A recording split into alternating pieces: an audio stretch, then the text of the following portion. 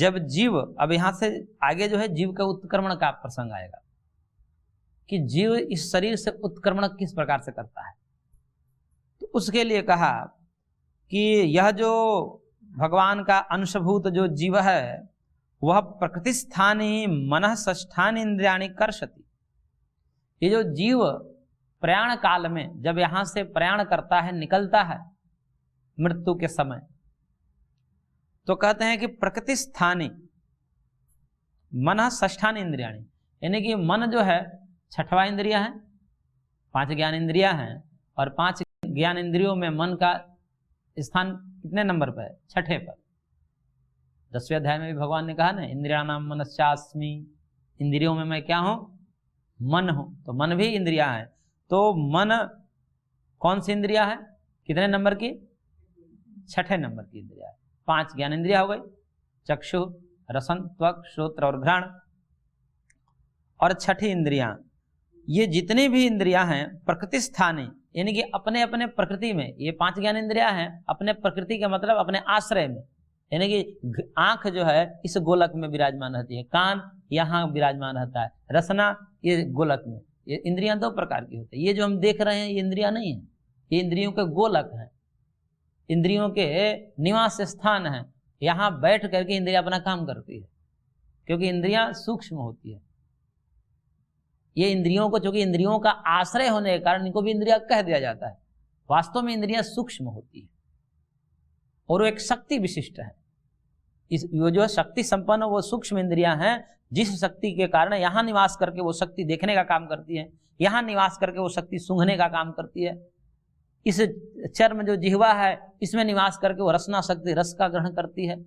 ये त्वचा है, ये पूरे त्वचा में, जो पूरे शरीर में व्याप्त है त्वचा, उसमें एक शक्ति ऐसी है जो स्पर्श करती है, जो उसमें सेंस होता है, स्पर्श करती है।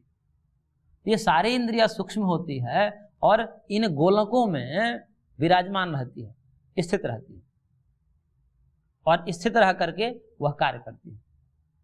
जैसे यदि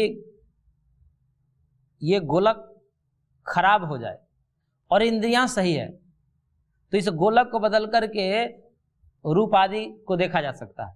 अंधे व्यक्ति को भी रूप दर्शन हो सकता है, यदि उसके सूक्ष्म इंद्रियां जो हैं उसमें कोई गड़बड़ी नहीं है तो उसके ये गोलक बदल दीजिए, वो देखने लगेगा। परंतु यदि सूक्ष्म इंद्रियों में कमी है तो आप गोलक भी बदल लीजिए तो भी दिखाई नहीं देगा। इसलिए इंद्रियां 2 प्रकार की होती है, लेकिन स्थूल इंद्रियों को कई लोग इंद्रिया कह देते हैं। उसके लिए महर्षि कपिल ने एक सूत्र दिया और कहा कि अतीन्द्रियम इंद्रियम भ्रांता नाम अधिष्ठाने।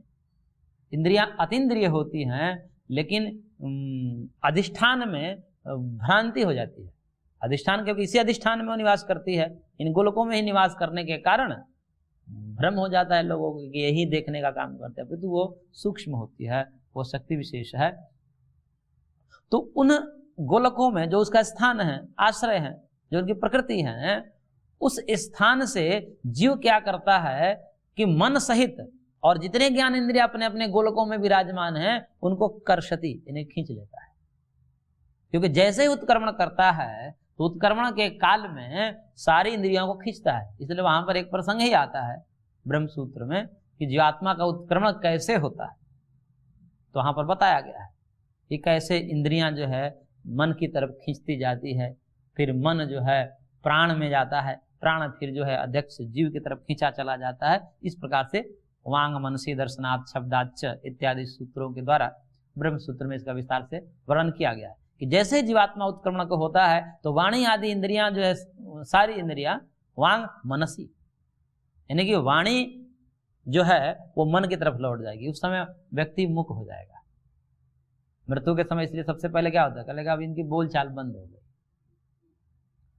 बोलचाल बंद हो गई है इनकी, अब बोल नहीं पा रहे, अब देख नहीं पा रहे, आंखें बंद हो गई, लेकिन मन चल रहा है। क्योंकि सारी वाणी आदि इंद्रियां जो हैं, सारी कर्म इंद्रियां, ज्ञान इंद्रियां मन में लीन हो जाती है, तो मनन चलता है, सोच विचार चलता है, लेकिन वो देख नहीं पाए, बोल नहीं पाए।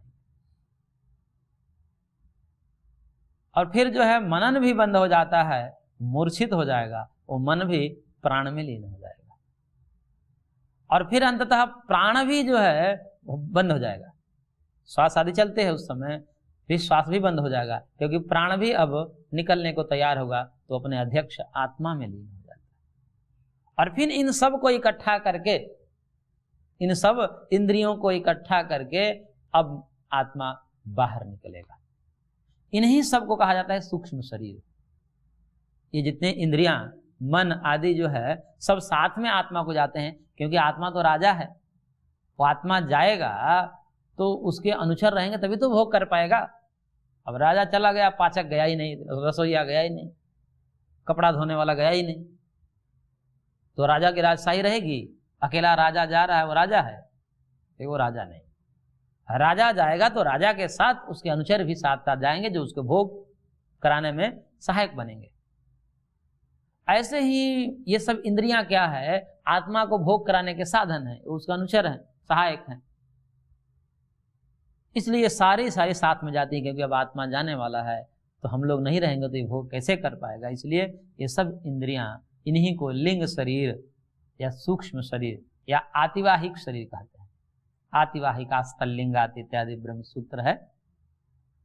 सप्तदशैकम लिंगम जो सांख्य सूत्र है। तो इन तदंतर प्रतिपत्तौ रनहति संपरिष्वक्तः प्रश्न निरूपणाभ्याम, ये ब्रह्म सूत्र है।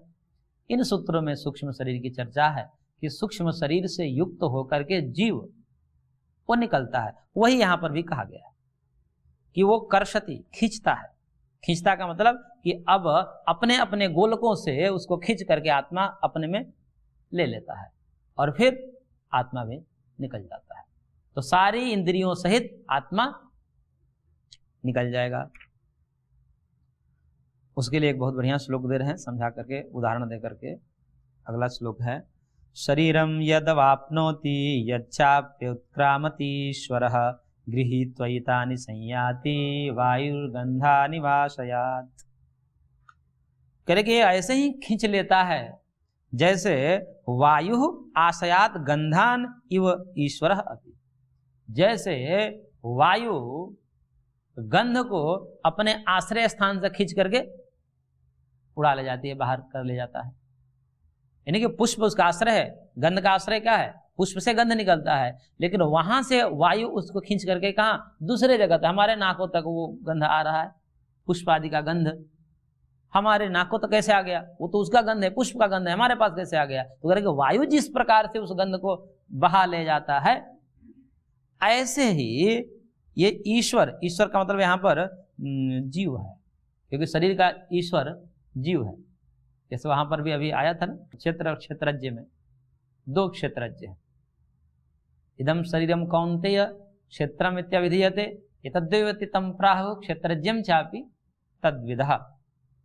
कि क्षेत्रज्ञ जीव भी है और सर्व क्षेत्रों में विराजमान एक व्यापक क्षेत्रज्ञ परमात्मा भी है। दोनों क्षेत्रज्ञ हैं, यानी कि मालिक हैं। तो ईश्वर किसको कहा जाता है? मालिक, ईश, स्वामी, ये सब पर्यायवाची शब्द। तो यहां पर ईश्वर शब्द जो है जीव के लिए आया है। उसी प्रकार ईश्वर यानी कि जीव भी इन इंद्रियों को अपने अपने आश्रय यानी कि गोलकों से खींच ले जाता है। जैसे वायु गंध को आकर्षित कर लेती है, ऐसे ही जीव भी इंद्रियों को खींच लेता है। और यत उत्क्रामति एतानि गृहीत्वा च यत शरीरम अवाप्नोति संयाति। और उसको जो है उत्क्रामति, उत्क्रमण कराता है, ले जाता है। एतानि गृहीत्वा, इनको ग्रहण करके, इनको सबको इकट्ठा करके वो क्या करता है? इन सब इंद्रियों को साथ में ले जाता है। और कहाँ ले जाता है? यत शरीरम अवाप्नोति, और दूसरे शरीर जहाँ प्राप्त करता है। यानी कि यही सारी इंद्रियां, ये सब इंद्रियां वही रहती है, इंद्रियां नहीं बदलती।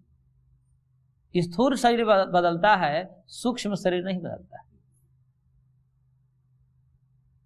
सूक्ष्म शरीर वही रहता है, इंद्रियां वही रहेंगी, सॉफ्टवेयर वही रहेगा, हार्डवेयर बदलते रहते हैं। हाँ, तो यहां पर यह प्रश्न उठ सकता है कि सूक्ष्म शरीर, सॉफ्टवेयर तो वही रहता है, लेकिन हार्डवेयर अलग अलग है। यहाँ पर हाथी का शरीर और चींटी का शरीर,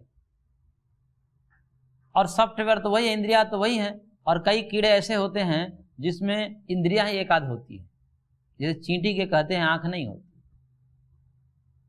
केंचुओं के आंख नहीं होती, उनके स्पर्श ही मात्र एक इंद्रियां होती। तो यहाँ पर तो 10 इंद्रियां हैं, 5 ज्ञानेंद्रिय, 5 कर्म इंद्रिय हैं, तो वहां पर जो सूक्ष्म शरीर तो नहीं बदलेगा, क्योंकि सूक्ष्म शरीर को कहते हैं कि व्यवतिष्ठते नटवत, नटवत व्यवतिष्ठते लिंगम, ऐसा कारिकाकार ने कहा कि जैसे लिंग शरीर ऐसा है जैसे नट होता है, मतलब नाचने वाला, नाटक, नाट्यकार, वो कभी क्या करता है, कभी तो राजा बनकर आ जाएगा, वहीं कभी प्रजा बनकर आ जाएगा, वही कभी चोर बनकर आ जाता है, एक नाट्यकार एक ही रहता है, भिन्न भिन्न कपड़ा बदल लेता है। ऐसे ही जो लिंग शरीर है वह स्थूल शरीर बदलता है, कभी चींटी का शरीर ले लेगा, कभी हाथी का, कभी देवता का, कभी मनुष्य का, ऐसा बदलता रहता है। लेकिन अब प्रश्न ये है कि वह सूक्ष्म शरीर में तो इंद्रियां सबकी एक समान है, एकादश इंद्रियां हैं, लेकिन कई जीव ऐसे हैं जिनमें एकादश इंद्रियां नहीं होती, कुछ एक इंद्रियां होती, तो वहां पर उनके कर्म के द्वारा इंद्रियां तो वहां भी होती है, परंतु वहां पर गोलक न होने के कारण वो इंद्रियां प्रकट ही नहीं होगी, क्योंकि उनके कर्म ऐसे हैं, वो कर्म के अनुसार इंद्रियां प्रकट होती है। यदि कर्म पाप कर्म है तो भगवान स्थूल इंद्रियां नहीं बनाएंगे, अब स्थूल इंद्रियां के अभाव में वहां सूक्ष्म इंद्रियां रहेगी लेकिन प्रकट नहीं होगी, काम नहीं करेगी। अधिष्ठान के अभाव में वो इंद्रियां काम नहीं करती, उनके लिए अधिष्ठान चाहिए। अब उन शरीरों में कुछ ऐसे शरीर है जहां पर सारे इंद्रियां नहीं होती, तो वहां पर वो इंद्रिया सूक्ष्म शरीर तो वही होगा उसमें भी, परंतु वो प्रकट नहीं होगा। क्यों? क्योंकि वहां गोलक नहीं है। कर्म के कारण ये सब हो जाता है। कर्म वैचित्र्यात् सृष्टि वैचित्र्य में सब सांख्य शास्त्र में विस्तार से इसका वर्णन किया गया है, 3 अध्याय का आरंभ में ही इसका वर्णन है, और कारिका में भी इसको जो है सूक्ष्मा तेषाम नियताः ऐसा करके कह दिया, पूर्वोत्पन्नम सक्तम महदादि सूक्ष्म पर्यंतम तेषाम सूक्ष्मा निहताः, ऐसा कह दिया कि ये जो सूक्ष्म शरीर है इसके विषय में बड़ा विलक्षण बात कही, और कहा कि पूर्वोत्पन्नम, पूर्वोत्पन्नम का मतलब कि यह पूर्व में ही एक बार उत्पन्न होता है, सृष्टि के आदि में, सृष्टि के आदि में यह उत्पन्न होता है, उसके बाद नष्ट नहीं होता। ये नष्ट तभी होगा कब? अविवेकाच्च प्रवर्तनम अविशेषाणाम, ऐसा एक सूत्र दिया महर्षि कपिल ने, और कहा कि जब तक विवेक ज्ञान नहीं होगा तब तक ये संसरण करता है, विवेक ज्ञान जैसे ही होता है ये भी नष्ट हो जाता है।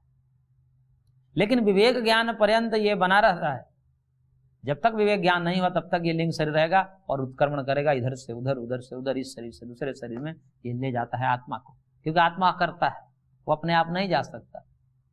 आत्मा के विषय में एक कहते हैं कि काशी नरेश थे, तो काशी नरेश को एक बार महल में आग लग गई, सब भागे और कहा कि भाई आग लग गई, भागे सब।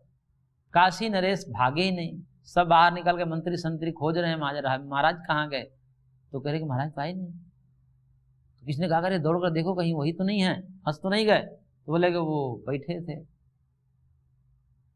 अपने सिंहासन पे। तो कहा कि महाराज आग लगी, आप भागे क्यों नहीं?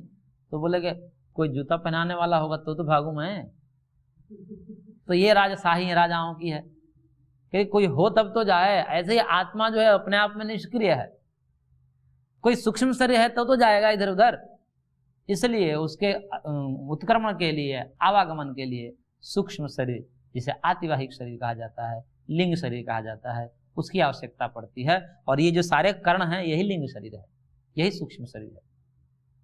तो इसी को लेकर के यहां से जाता है आत्मा और फिर दूसरे शरीर को प्राप्त करता है। तो उत्क्रामति एतानि गृहीत्वा च शरीरम आपनोति संयाति, इसको सबको इकट्ठा करके वह जाता है और फिर दूसरे शरीर को प्राप्त करता है। तो यही लिंग शरीर है, सूक्ष्म शरीर। वह क्या है उसको बता रहे हैं, देखिए अगले श्लोक में, श्रोत्रम चक्षु स्पर्शनम च रसनम घ्राणमेव च अधिष्ठाय मनस्सायम विषयानुपसेवते। करेगा वो क्या है, वो कौन कौन सी इंद्रियां हैं जो अपने अपने गोलकों से खींची चली जाती है, आत्मा उसको खींच लेता है और उसको लेकर के इस शरीर से निकलता है, दूसरे शरीर को प्राप्त करता है। तो करेंगे श्रोत्र है, श्रोत्र का मतलब ये श्रोत्र नहीं, ये श्रोत्र तो यही दिखता है, इसलिए कहते हैं कि वहां संसरण की बातें आती है तो वहां पर कहा गया है कि ये सारी इंद्रियां साथ में जाती है, तो इंद्रियां कौन हो सकती है? ये इंद्रियां तो यही दिखती है, मृत शरीर में इंद्रियां तो दिखते हैं ना, किसकी आंख है, आंख दान कर देते हैं, नेत्रदान, तो ये तो इंद्रियां यही हैं। ये कहां जा रही है? शास्त्र कह रहा है कि सारी इंद्रियां जाती हैं, तो इसका मतलब ये इंद्रिया तो हो नहीं सकती, क्योंकि ये इंद्रिया प्रत्यक्ष ही दिख रही है कि इसी शरीर के साथ अभी भी विराजमान है। तो फिर कौन जाएगा? तो बोले कि वो सूक्ष्म इंद्रिया होंगी, वहीं जा सकती है। तो इसलिए ये जो सारी सूक्ष्म इंद्रिया हैं, इसको श्रोत नहीं कहते, इसको कान कहते हैं। जैसे हिंदी में बोलेंगे तो कान, आंख, कान, नाक, जीभ, त्वचा, ये सब गोलकों के नाम है। और घ्राण, रसन, चक्षु, त्वक, श्रोत्र, ये उसमें विराजमान जो शक्ति है जिसको इंद्रिया कहते हैं, उनका नाम है। तो श्रोत्र, चक्षु, स्पर्शनम, रसनम, घ्राण, घ्राण मतलब जो सूंघने की शक्ति है वो है। और ये सारी जो है मनः अधिष्ठाय एव विषयान उपसेवते, मन के अधिष्ठातृत्व में ही ये सारी इंद्रियां विषयों का सेवन करती हैं। इंद्रियां देखने का काम करेगी, आंख देखने का काम करेगी, नाक सूंघने का, रसना रस लेने का, त्वचा स्पर्श करने का, लेकिन मन के बिना ये ग्रहण नहीं कर पाती। मन मुखिया है, इसलिए मन को कहा उभयात्मकम मनः। मन जो है उभयात्मक है। मन के साथ यदि मन आंखों के साथ जुड़ा है तो आंख से रूप का ज्ञान होगा। मन यदि श्रोत्र के साथ जुड़ा है तो शब्द का ज्ञान होगा। मन यदि नासिका के साथ जुड़ा है तो गंध का ज्ञान होगा। अन्यथा शब्द, रूप, रस, गंध ये सब सारे हमारे इंद्रियों को प्राप्त हो रहे हों तो भी मन के अभाव में ग्रहण नहीं होता। कभी कभी देखा जाता है कि हमारा मन कहीं और रहता है, स्मरण में, चिंतन में कहीं और रहता है, और कान शब्दों तक आ रहे होते हैं, कोई बोल रहा होता है लेकिन हमें ज्ञान नहीं होता। फिर वो व्यक्ति जोर से आकर बोलता है कि महाराज कहाँ सोच रहे हैं, क्या सोच रहे हैं, मैं कुछ बोल रहा हूँ। बोल गया अच्छा हाँ, फिर होश में आता है, हाँ बोलिए क्या बोल रहे हैं। तो शब्द तो उसके कान तक आ रहे थे लेकिन अंदर ज्ञान नहीं हो रहा था। क्यों? क्योंकि ज्ञान कराने का जो मुख्य एक इंद्रियां हैं, इंद्रियाणाम मनस्यास्मि, जो भगवान ने कहा 10वें अध्याय में, इंद्रियों में मैं मन हूं। क्यों? क्योंकि मन के ही नियंत्रण से, मन के ही जुड़ाव से इंद्रियां अपने विषय को ग्रहण करके ज्ञान करा सकती है। अन्यथा इंद्रियां अपने विषय को प्राप्त तो कर लेंगी, आंख से रूप तो देखा जाएगा लेकिन ज्ञान नहीं होगा, मन यदि वहां कनेक्ट नहीं है तो इसलिए इन समस्त इंद्रियों के माध्यम से मन के अधिष्ठातृत्व के द्वारा विषयों का सेवन होता है। वो विषयों का सेवन कौन करता है? आत्मा करता है। तो उसमें मन मुख्य हो गया। जैसे इंद्रियों में भी वो सब गौण मुख्य भाव देखा जाता है कि इंद्रियों में भाई मुख्य कौन है, तो कहते हैं कि अंतःकरण जो मुख्य है। और अंतःकरण को भी शास्त्रकारों ने खोला यहाँ पर, क्योंकि भगवान का वो ध्येय नहीं है, क्योंकि यहाँ पूरी वेदांत नहीं कहनी है, किसी प्रकार से अर्जुन को कर्म में लगाना है, लेकिन मुख्य सिद्धांत तो कहना ही है। इसलिए मन ही यहाँ पर उसको कह दिया इंद्रियाणाम मनस्यास्मि, इंद्रियों में मैं मन हूं। लेकिन मन का मतलब अंतःकरण है, यहाँ मन का मतलब अंतःकरण। अंतःकरण के भी 3 विभाग होते हैं, मन, बुद्धि, अहंकार। तो मन, बुद्धि, अहंकार, इनमें भी गौण और मुख्य भाव देखा जाता है। तो कहते हैं कि बुद्धि प्रधान होती है, क्योंकि सीधा सीधा आत्मा का संबंध बुद्धि से होता है। आत्मा इतना निर्मल है और इतनी उसकी मर्यादा है कि सीधा सीधा इंद्रियों से और विषयों से, विषय तो दूर की बात है क्योंकि विषय तो बाहर है, रूप, रस, गंध, इनके साथ सीधा सीधा नहीं जुड़ता है, उसके सब अनुचर लगे हुए हैं। कहते हैं कि जैसे राजा के पास सीधे सीधे कोई ऐसा नहीं पहुंच जाएगा जाकर के प्रधानमंत्री के पास कोई अपना लेकर के विषय, मर्यादा है। वो अपने विषय पहले ग्रामाध्यक्ष को दे, ग्रामाध्यक्ष जिलाध्यक्ष को देगा, जिलाध्यक्ष फिर मंत्री को देगा, मंत्री प्रधानमंत्री को देगा, और फिर प्रधानमंत्री राष्ट्रपति को दे सकता है। क्योंकि यहाँ पर प्रधानमंत्री का मतलब है मंत्रिमंडल में प्रधान, लेकिन राजा उससे भिन्न होता है, राष्ट्रपति को राजा मान लीजिए। तो ऐसे ही राष्ट्रपति सीधे सीधे जाकर के नहीं मिल सकता, उसकी मर्यादा है। तो विषय कैसे पहुंचेंगे उसको? विषय जब पहुंचेंगे नहीं तो कैसे चलेगा राष्ट्र? सारे विषय खबर होने चाहिए उसको, लेकिन एक प्रोसेस से खबर होगा। ऐसे ही ये सारे रूप रसगंध किसको प्राप्त हुए? ये रूप रसगंध कहाँ आए? इंद्रियों के पास आए। इंद्रियों ने किसको दिया? मन को दिया। मन वो विषय फिर अहंकार से के साथ जुड़ करके बुद्धि को देता है। बुद्धि मानव प्रधानमंत्री है, और फिर वो बुद्धि आत्मा को समर्पित करती है सारे विषय। तो इस प्रकार से अंतरंगता के दृष्टिकोण से देखें तो बुद्धि रूपी जो कर्ण है, अंतःकरण, उसको प्रधान माना जाता है। बुद्धि को प्रधान माना जाता है, क्योंकि जो राजा के निकट होगा उसकी तो मान मर्यादा ज्यादा होगी, उसको तो प्रमुख मानना ही पड़ता है। तो बुद्धि को तो प्रमुख मानना ही पड़ेगा। क्यों? क्योंकि आत्मा के साथ सीधा संपर्क है। आत्मा की नजर बुद्धि पर रहती है। बुद्धि में क्या आया है, रूप आया है, रस आया है, गंध आया है, जैसा भी आया है वो ऐसा ही देखेगा। वो इतना, मतलब कभी कभी कहा जाता है ना कि भाई ये बड़े लोग हैं, ये प्रधानमंत्री इत्यादि, इनको क्या पता है, जैसा रिपोर्ट पेश कर देता है वैसे बोल देते। क्या करे, प्रोसेस ही वैसा है कि जैसी पहुंचा। अब इंद्रियों में मान लीजिए कि आंखें खराब हो गई, एक पीलिया रोग होता है जिसमें कहते हैं कि पीला ही दिखाई देना पड़ता है। ये आज कल वाली पीलिया रोग नहीं होता है, इसको पीलिया कह देते हैं, लेकिन शास्त्र में जो एक पीलिया रोग का वर्णन है जिसमें वस्तु ही सारी वस्तुएं पीले पीले दिखने लगती, वो अलग है, वो अलग रोग है, उसी की पराकाष्ठा कर सकते हैं। तो उसमें सब पीला पीला दिखाई देने लगता है। तो मान लीजिए कि आंखों में दोष हो गया, वो आंखें पीला देखने लगी, क्योंकि आंखें ही पीली हो गई। इस कारण से वो पृथ्वी में जो बन रहा है वो भी पीला पीला बन रहा है।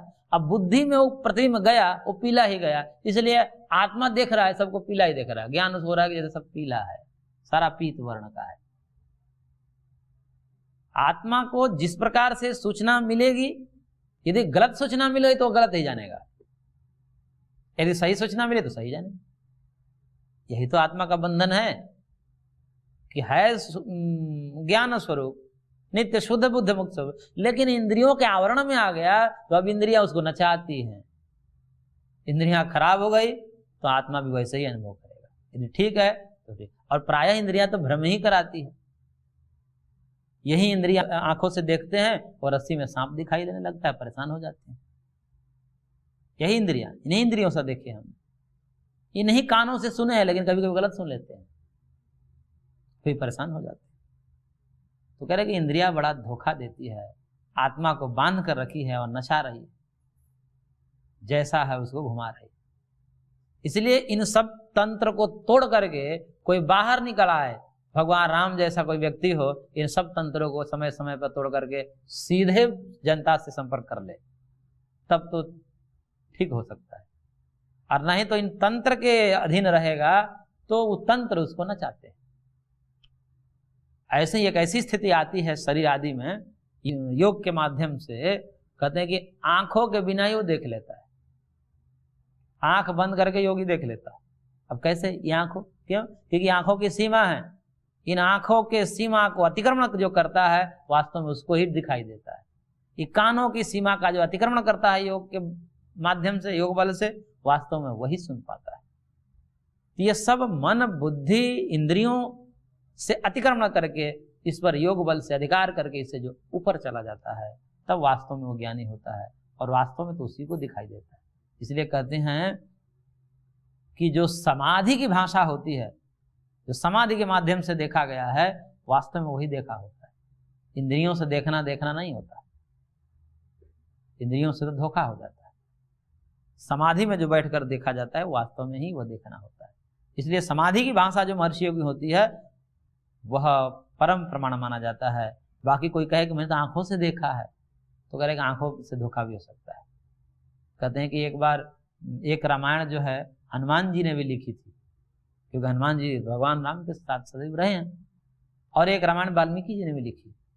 तो लोगों को भ्रम हो जाएगा कि किसको प्रमाण माने, किसको प्रमाण माने। हनुमान जी को गलत कह नहीं सकते क्योंकि सदा रहे हैं, और वाल्मीकि जी को भी आप गलत कह नहीं सकते क्योंकि त्रिकाल दृष्टा हैं। तो बाकी जो ऋषि मुनि भ्रमित हो गए कि बाकी किसका प्रमाण माने। हम भगवान के पास गए कि आप ही बता दीजिए आपका चरित्र कौन सा उत्तम है, किसको हम प्रमाणिक माने। तो उन्होंने कहा कि महर्षि वाल्मीकि को मानिएगा। क्यों? क्योंकि महर्षि वाल्मीकि की भाषा जो है वह समाधि की भाषा है, और हनुमान जी आंखों से देखे हैं, आंखों से भ्रम भी हो सकता है। और महर्षि वहां लिखते हैं अंतर मन में घुस कर देखते हैं, उस समय क्या सोच रहे हैं भगवान। अब ये कौन देख सकता है? हनुमान जी देख सकते हैं क्या इन आंखों से? अंदर उस समय क्या सोचा, किसने क्या सोचा, सब लिख देते हैं वहां। वो कैसे पता चलता? तो कह रहे हैं कि वो अंतःकरण में संयम कर दिए तो उनकी बात जान गए। प्रत्यक्ष परचित्त ज्ञानम, इस सिद्धि के द्वारा वो सब पढ़ लेते हैं किस समय भगवान के हृदय में, मन में क्या चल रहा है, इस समय भगवती सीता के मन में क्या चल रहा है, इस समय इस असुर के मन में क्या चल रहा है, वहां तक लिख देते हैं। इसलिए ऐसे महर्षियों की जो समाधि की भाषा है वही भाषा प्रमाणिक होती है। आंखें तो धोखा दे देती है। इसलिए पर क्या करें, बंधन में तो इन इंद्रियों के कारण ही है। तो यहाँ पर मन को प्रमुख कहा और अंतःकरण इंद्रियों में प्रमुख है, और इन्हीं अंतःकरण के सहयोग से इंद्रियां विषय का सेवन करती हैं। इसलिए ये सारी इंद्रियों की आवश्यकता अगले शरीर में है, क्योंकि बिना इन इंद्रियों के वह राजा, वो आत्मा, वो ईश्वर जो है वो कैसे भोग करेगा। इसलिए सारी की सारी इंद्रियां उठ करके जीवात्मा मानो उसको आकर्षित करके, खींच करके दूसरे शरीर में ले जाता है, और वहां पर फिर इन्हीं इंद्रियों के माध्यम से सुख दुख का वो उपभोग करता है। इस प्रकार से नाना देहों में संसरण करता रहता है। इस प्रकार से भगवान ने यहाँ पर सूक्ष्म शरीर का वर्णन किया। आगे हम और इसका विस्तार करेंगे। आज की कक्षा को हम यहीं पर विराम देते हैं, शेष अगले अंक में।